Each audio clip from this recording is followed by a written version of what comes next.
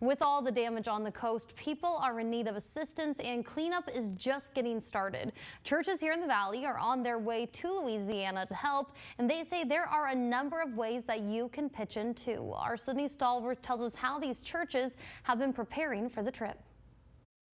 When we first get the information that it starts to be dangerous or could cause damage, we start having a plan together. Minister Eric Cheney of Priceville Church of Christ tells me churches across the valley are leaving to help victims of Laura in any way they can.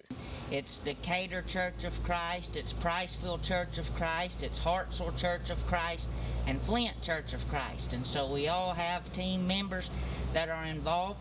We met up with representatives from the churches back in March as they were heading up to the Nashville area to help clean up following the devastating tornadoes. This time the trailer is being packed up again, but headed to Lake Charles, Louisiana with necessary supplies. Primarily is roofing nails, tarps, building supplies. And they're in need of donations of those things, hygiene products, and even pet supplies. You can drop donations off at the Decatur, Priceville, Huntsville, and Flint Churches of Christ. Cheney says the first group of volunteers left this afternoon, but there will be more trips. The first core responders, if you will, of the team, we sort of assess what needs are.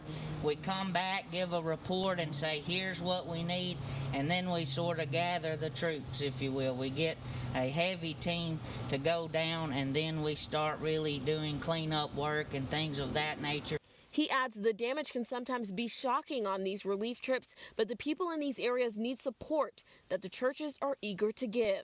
Minister Cheney tells me items like tarps and nails are always necessary, but other things like storage containers and snacks for volunteers are definitely needed, and you can find a list of items they're requesting on RocketCityNow.com. In Decatur, Sydney Stallworth, WZDX News.